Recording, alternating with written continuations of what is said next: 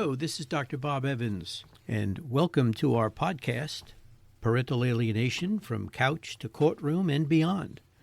We will discuss the resisting and refusing dynamic, commonly referred to as parental alienation, how you'll know it's happening in your case, and what can be done about it.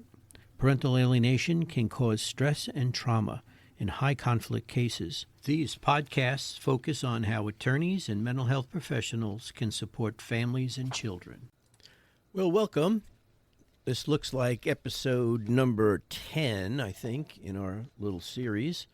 And I apologize for my absence over a while, recovering from the disease du jour, as you know. So I wanted to talk today about an article that came out in June, and I really wanted to do this before today. But the article was published in the Journal of Developmental Psychology, the American Psychological Association, and it was June of this year. And the title of the article is Developmental Psychology and the Scientific Status of Parental Alienation. The authors really, these are the founders and the main people in this whole genre. Jennifer Harman, Richard Warshak, Demos Lorendos, and then Matthew J. Florin. And it's a great review of the literature in parental alienation. And one of the things that's really interesting is they talked about nearly 40% of the PA literature, parental alienation literature, has been published since 2016. So what we find out is that many times when we either do evaluations, we do expert testimony, there are a number of people that are in the shadows. I call them deniers, but they basically want to come in and they want to distract the court and say to the court that basically, this is a pseudoscience. It doesn't really exist. The phenomenon of parental alienation is a figment of some crazy psychiatrist called Richard Gardner, and really shouldn't pay any attention to it. And the reason is because there are no double-blind studies where there were randomized assignments of subjects, and that's the only way you can have science. And if you don't have that, you don't have anything. And so therefore, we have no research to support, let's say, from the reunification arena. We talk about family bridges or turning points for families.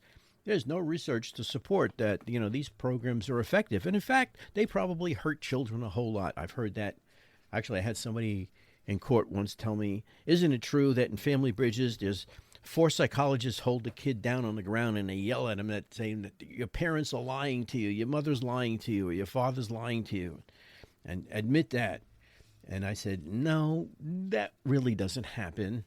And anybody who's got a half a brain would realize that that kind of approach really wouldn't work, even if there were people doing that kind of stuff.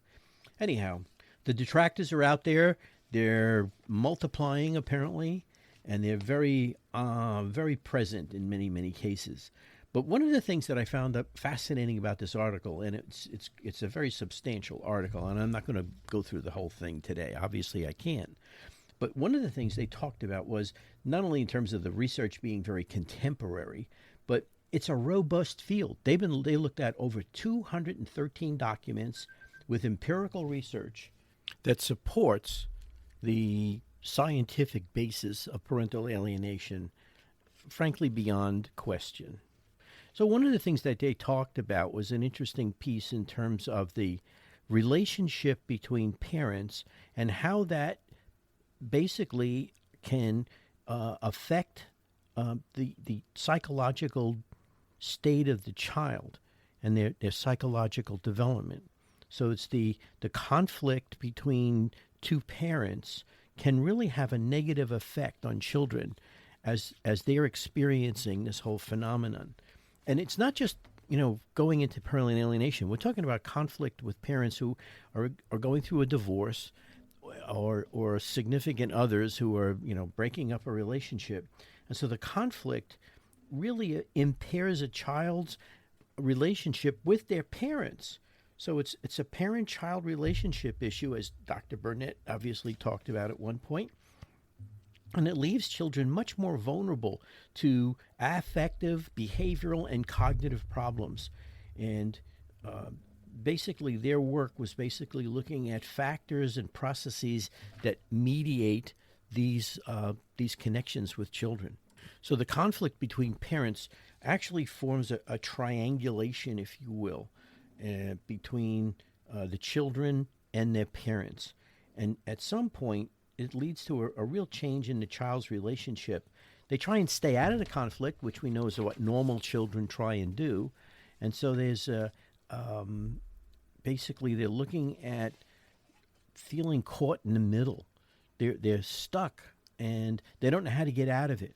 So at some point in time, they start to gravitate towards one of the parents, more, in my opinion, more in terms of a survival mechanism. And so the whole issue of a parent conflict involves the children in multi forms of parental conflict that range from severity, from mild to abusive to violent. And this conflict has been linked to internalizing and externalizing symptoms in children. And we'll see that on the assessments that we give children who are going through this whole process. When parents draw children into their disputes, the child experiences an internal loyalty conflict. And they don't know which parent they need to associate with or love. They want to love both parents. And I don't say they want to love both parents. They continue to love both parents. But I think at some basic survival level, they have to make a choice. And sometimes they make the choice towards a favored parent, and that's where we get the language from in our work. Children will seek to maintain a relationship with both parents, but it gets to be very difficult for them because they find themselves getting more polarized, and sometimes it's encouraged by a parent. And of course, that's the whole phenomenon of parental alienation, when one parent capitalizes on the situation to have the child draw over to their side of the argument. The thing that the research these people found out was that when parents engage in parental alienating behaviors, and remember we talk about the 17 strategies that Amy Baker identified a while back, when parents engage in those 17 strategies to basically denigrate, to ultimately the goal, of course, is to eliminate a parent from the child's life. When they engage in that kind of behavior, this really has an altering effect on the children's thoughts, their feelings about the other parent. So it becomes very significant that it promotes negative themes, if you will, that focus on the other parent, the targeted parent, and they start to exaggerate or create imagined deficiencies and wrongdoings. This happens. The detractors want to say, well, this doesn't really have an effect on children. So it's okay for parents to badmouth, to interfere with communication, to interfere with time sharing. That's okay to do because we don't have any controlled studies to show that this is harmful to children. The article goes on to talk about how the parent alienating behaviors increase the child's vulnerability to forming a cross-generational coalition. And it's thought to mediate the path between destructive interparental conflict and children's negativity towards the rejected parent. The parental alienating behaviors result in the child developing negative thoughts, feelings, and behavior towards the rejected parent. And that's what we see in terms of what parental alienation is. They cited research that showed that they demonstrated some mediating variables in families with triangulation, such as children worrying that they become involved in conflicts, dreading harm to a parent, fearing a parent's abandonment, and worrying about the stability of the relationship with their parents.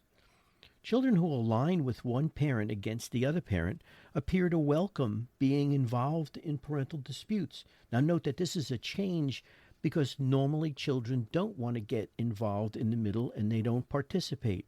Alienated children do participate. They ultimately wish harm on the parent, or at least they verbalize that they wish harm on the other parent whom they're rejecting. And rather than fear the parent's abandonment and the stability of their relationship with the rejected parent, alienated children want to end contact with that parent. So according to Dr. Harmon, Jennifer Harmon, that despite a growing body of literature on children suffering parental alienation and on the parental alienating behaviors that influence children to form unhealthy alliances with one parent against the other, there's a small but vocal group, and I'm suggesting that maybe it's getting larger, a small but vocal group of critics challenging the validity of parental alienation concepts. And despite the literature that we see, despite the common sense, think about this. There are people that are arguing that parental alienation hasn't been proven to be harmful to children. Now think about that for a second. In other words, there are professionals out in the world that are saying that it's okay for children to be alienated from another parent because the alienation is somehow justified. In other words, instead of it being alienation, it's called estrangement, that somehow the targeted and rejected parent deserves to be rejected. Now, think about that, because it's contrary to literature that we know in terms of children who have actually been abused, who want to maintain a relationship with their perpetrator of the abuse or their negative or neglectful home. They want to stay with those people. They don't want to be taken away from them. So that's contrary to the way an alienated child behaves. The article covered the robust literature and methodology that really showed strong experimental research on children's suggestibility and how they can be induced to form false memories. There's a very robust history on that, and I think we even talked about that in one of the earlier episodes, that adults, investigators, law enforcement, mental health professionals can actually induce false memories by their suggestive questionings. And there's a very strong research on memory and false memory generation that demonstrates this whole problem. And we find that these children can actually elaborate in great detail events that have never occurred. Dr. Stephen Ceci did a study, and he called it the Sam Stone study. And of course, there are people who argue that, there's all kinds of methodological errors with it. But the bottom line was they had this character that showed up in a classroom, and all this guy did was come in, stand by the door, look at the class, and then walk out. And through a process of questioning, they got children to elaborate that this guy did all kinds of things, tearing up books. He really had temper tantrums. He did all kinds of things that these kids elaborated on as they continued to get questioned. And so one can see how children can make up things about a targeted parent which are untrue and has been generated either through questioning or suggestion, either by the favorite parent or people who got involved in it. And we talk sometimes in terms of how mental health professionals sometimes get pulled into the story. They become advocates for the favorite parent or the alienating parent, and they do it unwittingly, because they're well-intentioned in terms of trying to help children and protect children. But unfortunately, it starts to backfire big time, and they're still not aware of it. Well, I just wanted to bring this article to your attention. Highly recommend it if you can get your hands on it. It's in the Developmental Psychology. It's a journal published by the American Psychological Association, and it was published in June of 2022. So I think it's really an important document for if you're a parent listening to this, get this article in the hands of mental health people that you're working with.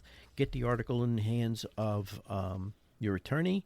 And if for some reason you can't get a hold of it, have your attorney or your mental health professional give me a call. I'll be happy to share it with them and send them a copy of it, because I think it's a key document in terms of how robust the literature is on parental alienation, to really kind of put away the argument that, there's not much to this concept and courts should be ignoring it, because they shouldn't be, and they need more education.